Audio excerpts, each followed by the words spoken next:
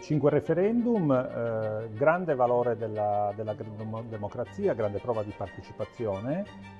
per ricostruire nel Paese una effettiva capacità di partecipazione alla vita pubblica da parte delle cittadine e dei cittadini, che si realizza primariamente attraverso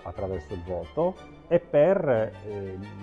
l'effettività che i 5 quesiti producono, perché ognuno dei 5 quesiti produce un cambiamento nella condizione delle persone, quindi c'è un valore di carattere generale e un valore che si realizza attraverso il referendum, il cambiamento di alcune politiche, in questo caso le politiche sul lavoro e le politiche sulla